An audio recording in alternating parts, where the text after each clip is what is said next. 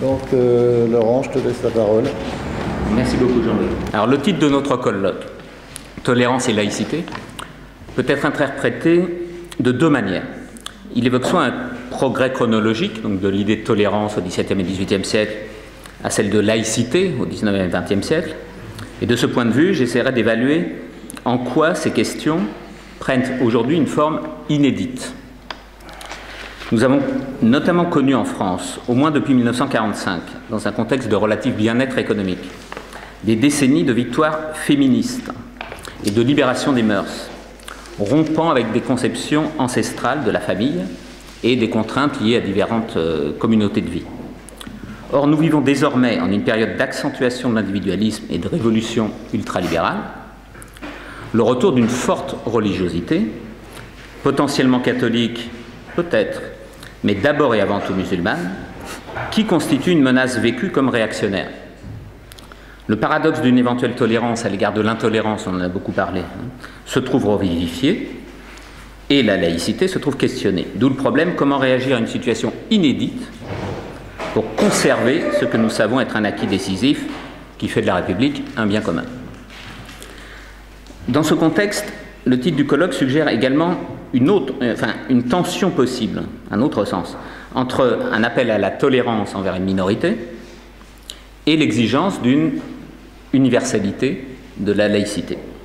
Mon souhait est de contribuer à dépasser cette tension en invitant en fait à s'unir ceux qui s'inquiètent, je dirais d'abord, de l'intolérance et du racisme, ainsi que de la limitation des libertés publiques, et ceux qui s'inquiètent en premier lieu du communautarisme, voire d'un fanatisme islamiste et de sa forme antiféministe, on en a aussi beaucoup parlé, et potentiellement totalitaire.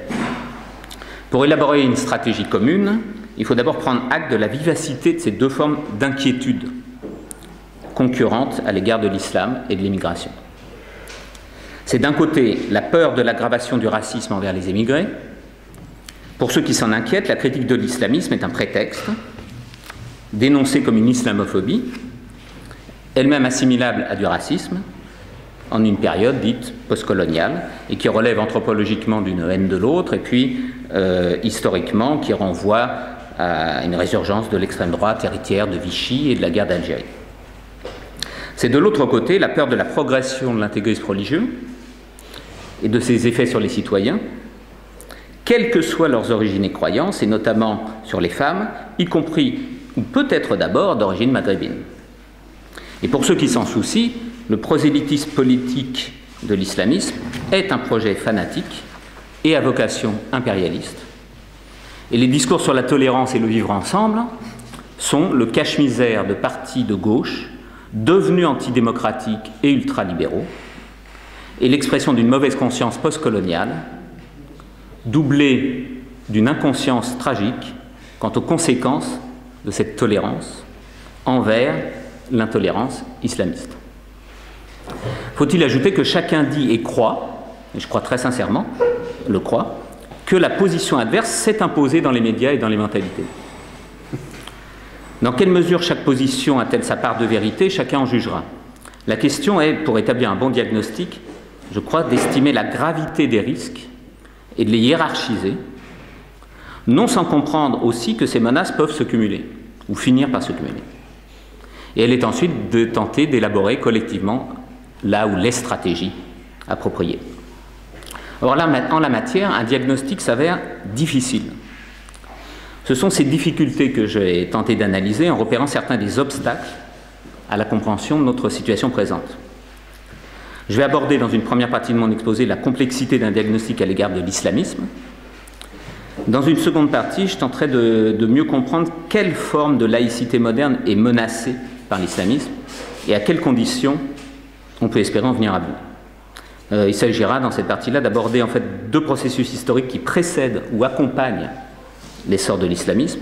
D'abord, l'émergence depuis 1945 d'une laïcité non plus masculine mais universelle. Ensuite, l'émergence concomitante de la révolution ultralibérale et de la révolution islamiste. Et l'ensemble de ces réflexions me permettra d'esquisser quelques éléments de stratégie qui, bien sûr, ne peuvent être en fait élaborés que collectivement. Alors, je commence par la première partie sur les difficultés à établir un diagnostic à l'égard de l'islamisme. Premier obstacle, celui du vocabulaire. Je précise d'abord pourquoi dans mon titre j'ai employé, ça m'est venu comme ça, mais enfin j'avais mes petites raisons, ultra-islamisme. Le mot islam entre en français en 1697. Cette traduction d'islam, soumission, pour désigner la religion fondée par Mahomet ou les peuples qui la professent. À la même date, en fait, apparaît aussi en français islamisme, qui désigne aussi la religion musulmane sur le modèle de christianisme qui héritait d'une forme grecque du IIIe siècle. Mais les islamologues imposent au début du XXe siècle l'appellation des musulmans eux-mêmes, islam, si bien qu'islamisme réapparaîtrait seulement dans les années 1970 pour désigner l'utilisation politique de la religion contre les empires occidentaux qui eux-mêmes, ne l'oublions pas, hein, il y a impérialisme partout, ont mis fin à l'empire ottoman. Cette idéologie trouve donc son origine dans le islamisme, hein, dans le projet théocratique de reconquête des frères musulmans des années 20, ou aussi dans le wahhabisme saoudien qui a convergé avec le salafisme.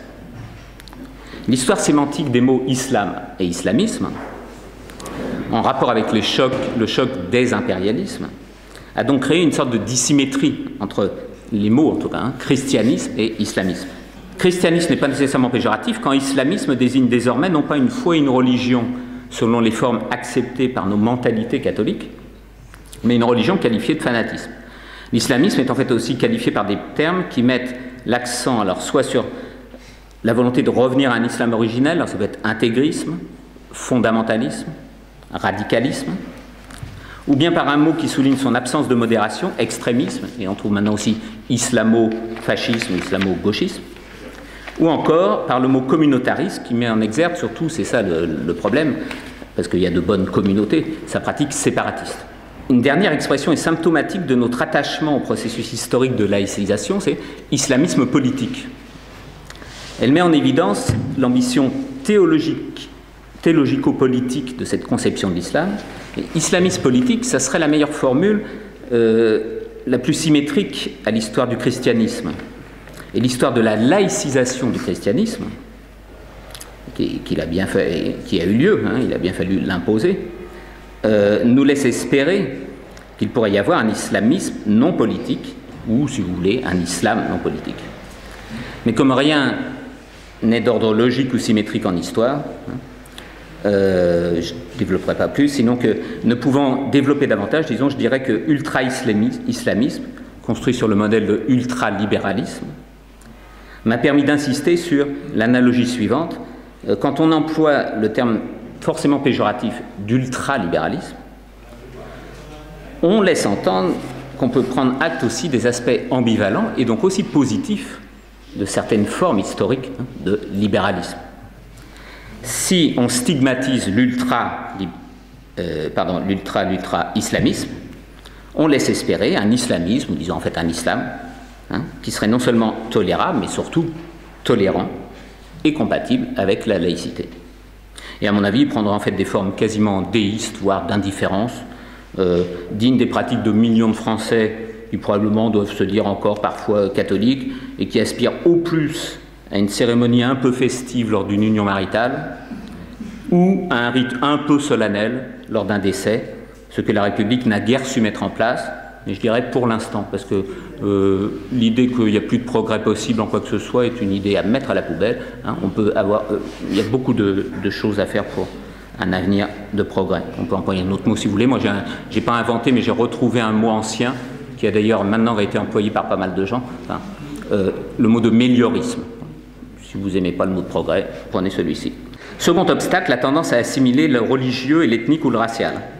Cette assimilation suppose l'incapacité à concevoir la religion comme un choix libre.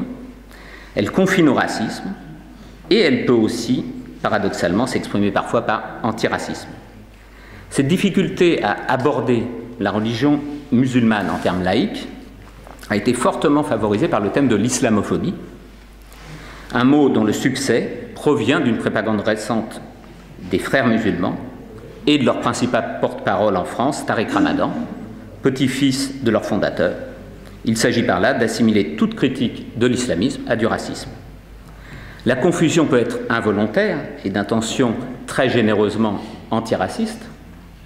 Mais elle est volontaire du côté du collectif contre l'islamophobie en France, le CCIF, créé pour combattre l'interdiction du voile à l'école et contrôlé par les frères musulmans.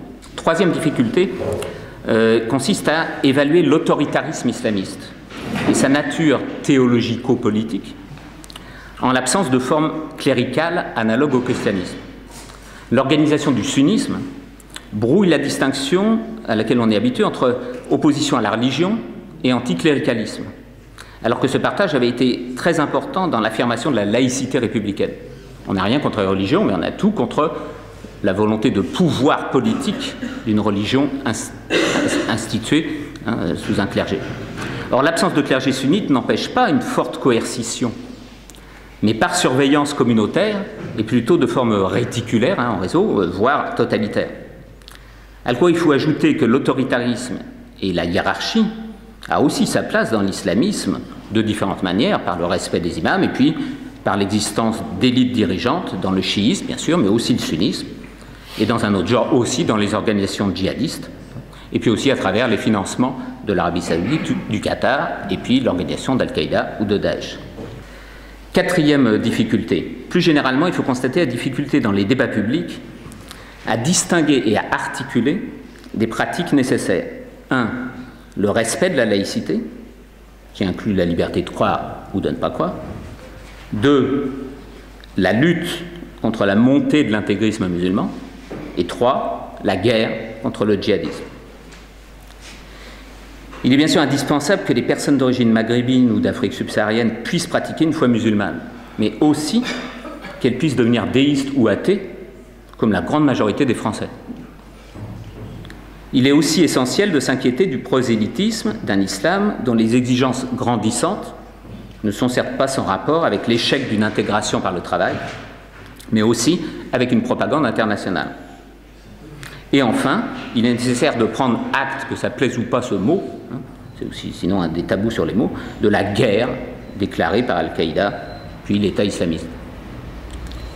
Or, par peur d'un amalgame ignoble, assimilé à des djihadistes ou à des islamistes politiques, toute personne d'origine immigrée récente et de zones géographiques assimilées à une terre d'islam, le gouvernement, les médias, des intellectuels ont pratiqué une lampe de bois qui a scandalisé une population dont rien ne dit qu'elle est raciste ou fasciste, qui supporte mal une novlangue digne de 1984 d'Orwell et qui aspire à un minimum de bon sens. De tels mensonges retardent les diagnostics nécessaires et peuvent même renforcer l'amalgame qu'ils sont censés vouloir éviter. En 2012, Mohamed Merah tue 7 personnes, dont 3 enfants, des juifs et des militaires à ses yeux apostats, et les médias parlent de fous et de loups solitaires. Tandis que des sociologues et journalistes, qui continuent à être dans les médias plus tard, réduisent son engagement à une question purement psychiatrique, ça veut dire isolée et absolument pas politique, pas collective. Or, la même litanie se reproduit d'attentat en attentat, sans cesse, avant qu'il soit à chaque fois de nombreux et nombreux jours après dans les journaux et peut-être pas dans à la télé, avéré, si quand même, que ces meurtres racistes ont finalement été organisés, mais il est vrai selon un nouveau système de commandement et de conversion en réseau. Deuxième exemple, l'usage de la formule « pas d'amalgame ».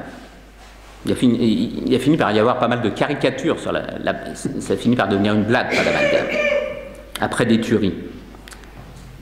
Il est certes rationnel, et c'est très important compte tenu de l'histoire de l'immigration française, d'anticiper un risque de développement du racisme. Mais il est ahurissant qu'au plus haut niveau de l'État et dans les médias, les attentats aient suscité, non pas en second lieu, mais en premier lieu, tout de suite, une inquiétude pour les musulmans. Inquiétude accompagnée de l'idée que ces attentats n'ont aucun rapport avec l'islam. J'irai plus loin, en fait. Il est peut-être probablement même précisément essentiel de s'interroger sur la diversité et la complexité des liens, soit d'opposition frontale, soit de possible porosité, entre, premièrement, des formes de religiosité musulmane totalement respectueuses du principe de laïcité, deuxièmement, des formes désormais anti-laïques de l'islam, qui espèrent d'ailleurs profiter du compromis de 1905, qui avait été très judicieusement établi entre la République et l'Église catholique, mais dont des gens comme Tariq Ramadan espèrent maintenant profiter, parce qu'on n'est plus dans la même situation. Et troisièmement, des formes non pas seulement normatives, homophobes, antiféministes, anti-humanistes, mais guerrières et meurtrières. Sous cette forme mêlant propagande et aveuglement volontaire, l'injonction à éviter l'amalgame n'est plus seulement, ça l'est aussi, mais une nécessité éthique. Évidemment, il ne faut pas créer d'amalgame, mais la formule finit par empêcher de voir les rapports soit d'opposition, soit d'alliance entre l'islam et l'islamisme intégriste et politique, et entre celui-ci et le djihadisme.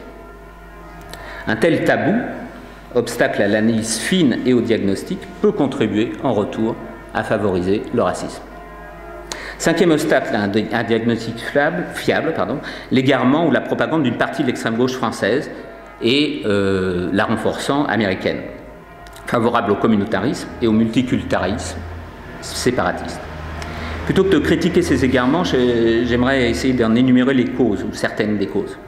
Je retiendrai une mauvaise conscience probablement à l'égard de la guerre d'Algérie, du colonialisme, qui peut motiver un grand nombre de militants humanitaires.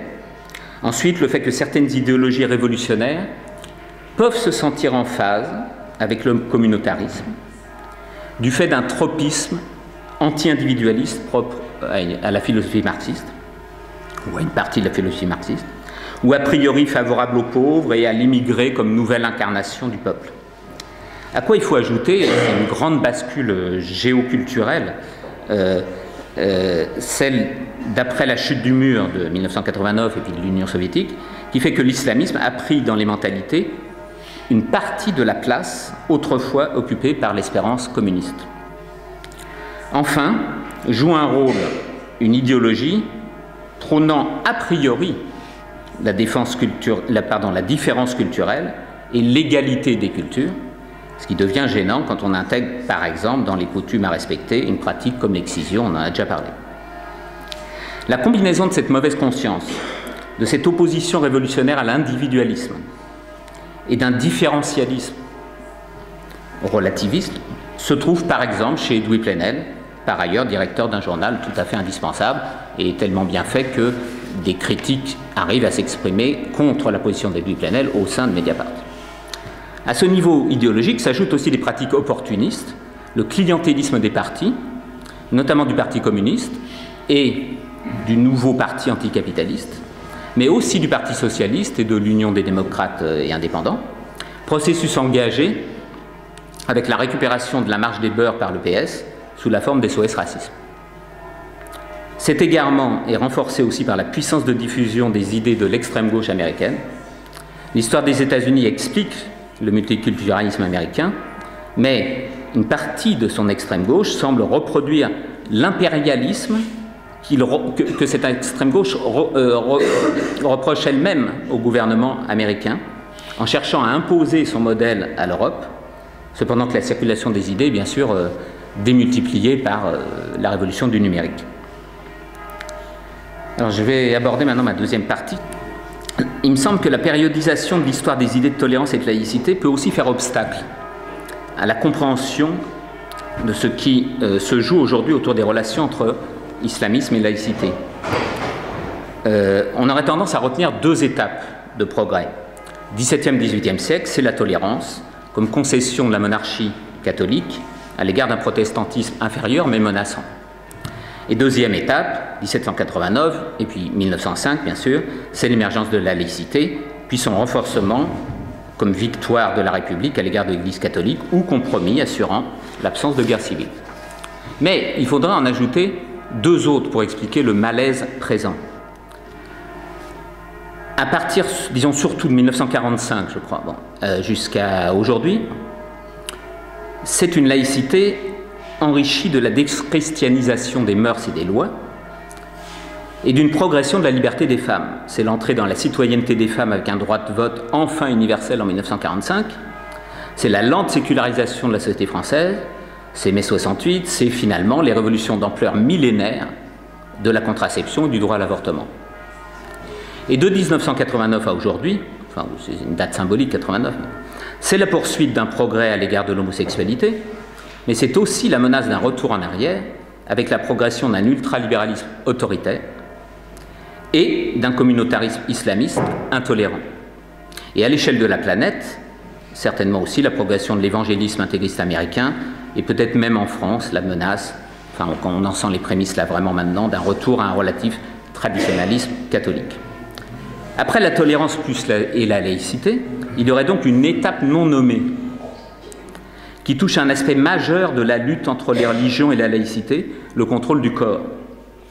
Elle pourrait porter le nom de laïcité féministe, ou peut-être, si vous voulez, de laïcité universelle, comme on dit vote universel, enfin suffrage universel, les femmes comprises, qui est une libération, comme on l'a bien dit aussi tout à l'heure, pour les citoyennes et pour les citoyens, pour tout le monde. Cette transformation majeure qui s'est affirmée dans la seconde moitié du XXe siècle a d'ailleurs commencé en fait bien plus tôt, avec notamment le premier texte phare des Lumières, les Lettres persanes, par lesquelles Montesquieu affirme en 1721 à la fois un nécessaire relativisme, il regarde la France depuis le regard des Persans, et son dépassement par une aspiration universelle à la liberté, contre le despotisme occidental et oriental, et contre le pape et les harems. Son porte-parole, 1721, c'est le premier grand texte des Lumières. Son porte-parole est une porte-parole. C'est Roxane, féministe avant la lettre, qui endosse la virtu, qualité des hommes, la virtu antique, autrefois exclusivement masculine, et qui est prête à mourir pour défendre sa liberté. C'est comme ça que se termine le texte. 70 ans plus tard, la plupart des révolutionnaires ont tout fait pour bloquer les revendications des femmes aspirant à la citoyenneté. Mais la plus grande révolution de toute la Révolution française est peut-être la loi votée la veille de la proclamation de la Première République française. C'est la loi qui donne enfin, après 2000 ans à peu près, le droit au divorce à nouveau.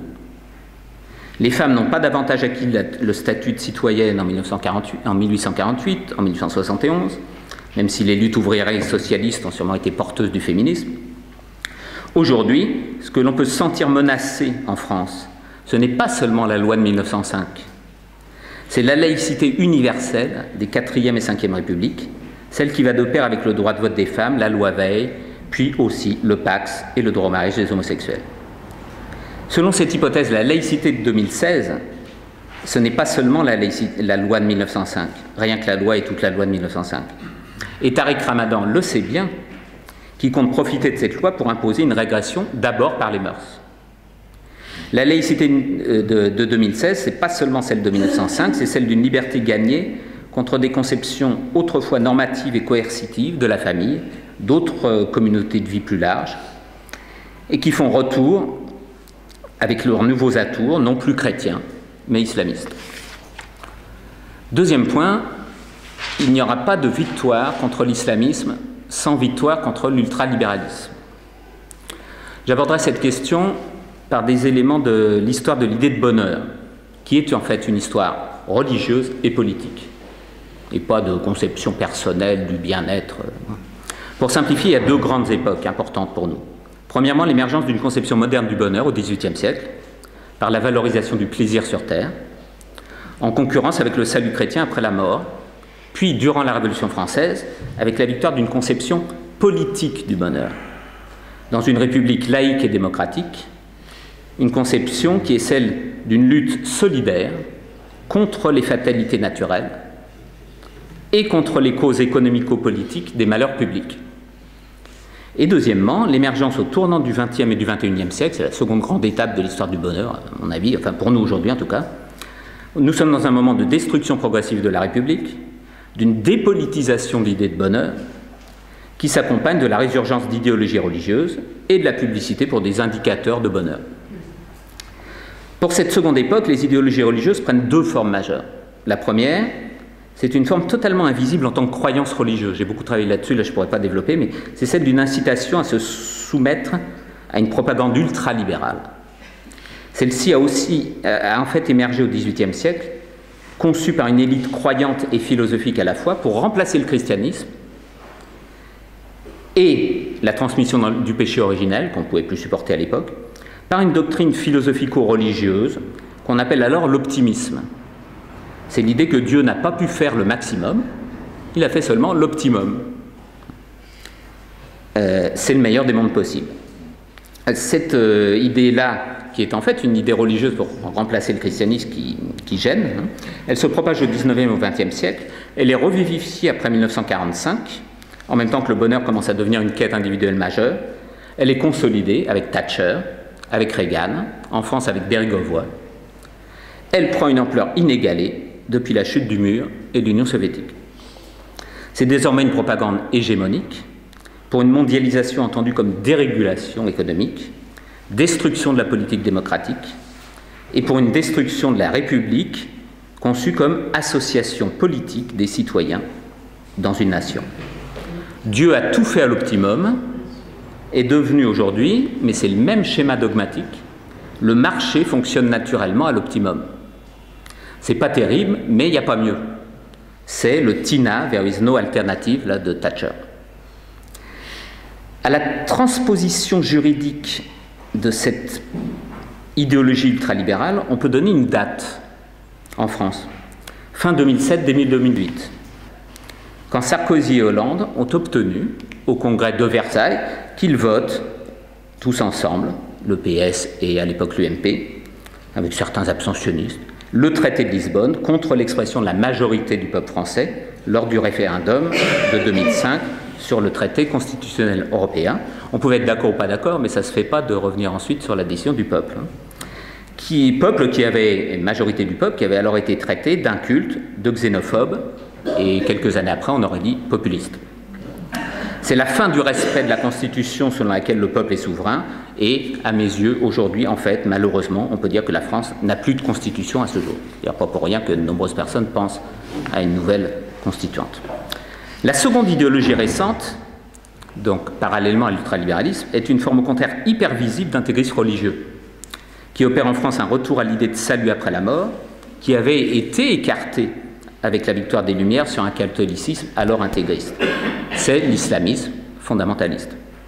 Or, celui-ci n'est pas du tout contradictoire avec le capitalisme financier mondialisé, dont il se nourrit au moins sous la forme des pétrodollars et de l'alliance paradoxale entre les États-Unis et l'Europe avec les dictatures sunnites du Qatar, de l'Arabie saoudite, et auparavant avec l'alliance aussi des familles Bush et Ben Laden dans la lutte contre l'URSS en Afghanistan. En France, ce développement de l'islamisme s'opère sur la toile de fond d'une destruction politique des nations et d'une critique apparemment généreuse mais en réalité dangereuse de la laïcité héritée de 1905 et de l'école républicaine qui va avec. Cette critique renforce le développement du communautarisme religieux dans des zones géographiques touchées par le chômage, lui-même effet de la réorganisation mondiale et financière de l'économie. Au cœur de l'entrée en force de la France et de l'Europe, d'une part dans la mondialisation par les institutions européennes, et d'autre part dans la guerre menée par le fondamentalisme salafiste et le djihadisme, on trouve un lieu, Bruxelles. Bruxelles, c'est-à-dire un haut lieu de la destruction de l'État au profit d'un communautarisme généralisé, favorisé en Belgique par l'opposition entre flamands et wallons, et d'un communautarisme musulman, favorisé par le départ vers la Belgique d'émigrés d'origine maghrébine, ne trouvant plus d'emploi dans le nord de la France, et favorisé encore par le clientélisme des partis de droite et de gauche, associés aux imams pour gagner des populations à l'islamisme et aux élections, clientélisme bien étudié par Gilles Kepel. Bruxelles, qui nous renvoie à la date symbolique dont je parlais tout à l'heure, à la fin 2007, début 2008, c'est voté au Congrès puis c'est ratifié. Date du coup d'État des élites dirigeantes du Conseil de l'Europe et de la Commission européenne contre la souveraineté du peuple français. Cette corrélation entre ultralibéralisme et communautarisme islamiste est difficile à percevoir pour plusieurs raisons. Une tendance des économistes à délaisser le politique pour l'économique, une tendance à prendre les faits religieux pour des effets secondaires de l'économique, et à ne pas voir qu'ils peuvent à certains moments de l'histoire devenir des moteurs, mais des moteurs négatifs de l'histoire. Un intérêt aussi des organisateurs de la révolution ultralibérale à occulter toute logique de classe économico-sociale et à focaliser l'attention sur un phénomène religieux présenté comme absolument autonome. Et puis une tendance aussi à cacher l'alliance du communautarisme religieux et du communautarisme européen Ce serait le premier usage du mot, je vais le vérifier, mais je viens de le découvrir. On a employé d'abord ce terme de communautarisme à propos de la CEE. Communautarisme religieux et communautarisme européen contre les États-nations. Dans ce contexte, les citoyens de bonne volonté se retrouvent coincés, par exemple à propos des réfugiés syriens, dans des réactions humanitaires, parce que le gouvernement, ou à défaut au moins des forces politiques adverses, ne sont pas porteuses d'un projet démocratique, national et international. Plus généralement, à propos de l'immigration, l'intérêt du grand patronat et du capitalisme financier est à la dérégulation de la circulation de la main-d'œuvre. Il faudrait quand même pouvoir établir une ligne de partage entre le soutien individuel et associatif aux émigrés et la défense de l'immigration ultralibérale par le président du MEDEF, par exemple, dans les colonnes du Monde et ailleurs. Il s'agit finalement de tenter de penser sereinement, et c'est pas facile, la question des relations entre individus et groupes, ce qui est très général, qui en France passe par la question de la nation. Le mot communauté peut être positif. Ce qui se joue en France, compte tenu de son histoire, est l'opposition entre une communauté nationale, fondée sur une solidarité politique d'individus libres et citoyens, et une communauté religieuse et anti-individualiste. Au cœur de la question aujourd'hui, on trouve le mot, l'idée et l'institution, qu'est la nation. En 1789, c'est une association émergente et démocratique de souveraineté populaire contre la souveraineté monarchique, et c'est une association d'entraide par l'impôt. Et les anarchistes d'aujourd'hui devraient ne pas oublier que ça pourrait presque être un modèle pour eux. La nation telle qu'elle émerge en 89. En 1914-1918, c'est un mot, une idée, une institution belliqueuse, insouciante des individus qui la composent et qu'elle envoie à l'abattoir. Question, en 1989, ou disons en 2016, est-ce une idée d'extrême droite, xénophobe et populiste, comme le disent ses ennemis, ou est-ce à nouveau une institution à défendre contre la mondialisation financière qui passe par l'Union européenne? Voilà, pour finir, juste quelques mots sous forme d'éléments de stratégie, évidemment, à débattre. Il me semble d'abord, premièrement, qu'il faudrait tenter d'unir nos différentes inquiétudes, et à l'égard de l'islamisme et à l'égard du racisme. Exemple, lutter aux côtés des libres penseurs de l'islam, voir, par exemple, la rencontre qui s'est faite à mon initiative et grâce aussi à Jérôme Maucourant, de rencontre entre Dominique Datola, l'auteur des magnifiques films documentaires qui est en vente ici, là, et qui est d'abord passé effectivement en avant-première avant son succès, Les 3 vies du chevalier, chevalier de la barre, et Walid Al-Husseini, emprisonné et torturé par l'autorité palestinienne pour avoir critiqué l'islam, auteur de Blasphémateur, c'est un texte de 2015, et fondateur du Conseil des ex-musulmans de France. Rencontre qui a donné lieu à une intervention au Congrès national de la libre pensée de Creil en 2015. Deuxième idée, il faudrait prendre acte de l'inutilité d'attendre des solutions à court terme de la part des partis actuels. Ils ne peuvent pas, parce qu'ils ne veulent pas, réunir la lutte contre l'ultralibéralisme et la lutte contre l'islamisme. Pour autant, il ne faudrait pas laisser le FN prendre la place des partis qui étaient voués à la défense des classes populaires et moyennes et de la nation comme espace démocratique et laïque. Le FN est en grande mutation, avec à sa tête un Philippot qui a fait exclure Jean-Marie Le Pen, qui a conseillé vivement à Marine Le Pen de ne pas aller dans la manif pour tous. Mais nous savons aussi, bien sûr, la présence de tendances héritières de l'extrême droite traditionnelle, vichysoise de la guerre d'Algérie. Mais pour éviter sa prise de pouvoir, il faut prendre acte qu'il est le seul à affirmer aujourd'hui cette double opposition au communautarisme économique européen et au communautarisme religieux. Cette situation bien difficile n'est peut-être pas d'abord la faute d'un racisme partagé par des millions de gens ou d'une xénophobie qui se répand terriblement comme le mal absolu, mais d'abord la trahison de la gauche passée à droite, de la droite en train de passer à l'extrême droite, tandis que de nombreux commentateurs, économistes et politistes, déclarent sans aucune gêne, constatent que les discours de l'extrême droite sont en partie désormais passés à gauche. Il faut en prendre acte de ça pour savoir quoi faire, et pas seulement hurler contre le fascisme. Parce que c'est peut-être pas du tout ça qui est en jeu. Troisièmement, je crois qu'il nous faut reformuler nos valeurs en prenant en compte le caractère désormais aveuglant des notions de gauche et de droite. Il faut probablement les oublier, au moins temporairement, d'après moi définitivement, parce que je crois qu'on est dans une telle révolution à l'échelle des siècles que les choses vont se réorganiser autrement avec d'autres mots.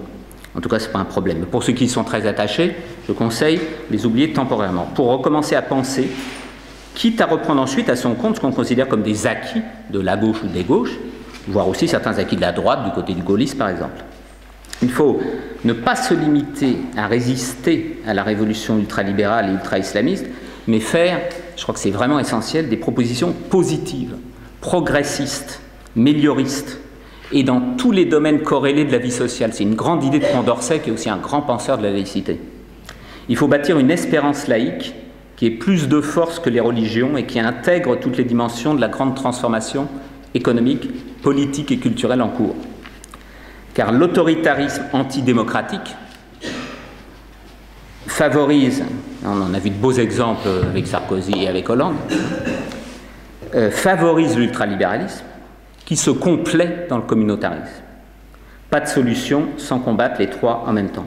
Et puis, une dernière suggestion, peut-être sans rien modifier à la loi de 1905, il faut probablement aussi établir de nouveaux progrès, et de mœurs et juridiques, à l'égard des questions religieuses, ainsi que dans le domaine qui lui est intimement corrélé, d'où l'importance, par exemple, de l'intervention de Marie Guermont, du combat humaniste et universaliste, qu'est le féminisme. Je termine en disant que dans cette perspective, la libre pensée me paraît avoir un rôle à jouer. Forte de son combat passé contre l'intégrisme catholique, elle pourrait être à la tête d'un combat essentiel pour lutter contre l'intégrisme islamiste. Il va falloir peut-être remplacer ceux qui dirigent actuellement les numéros de la raison. Parce que cette libre pensée, elle pourrait savoir lutter contre l'intégrisme islamiste, tout en sachant éviter toute confusion avec le racisme, en soutenant la nécessaire liberté de croyance et de pensée dans un cadre laïque, et en ne négligeant pas les autres intégrismes religieux, passés ou à venir, en n'oubliant pas les dimensions économiques et politiques qui interagissent avec les dimensions religieuses et culturelles. Merci.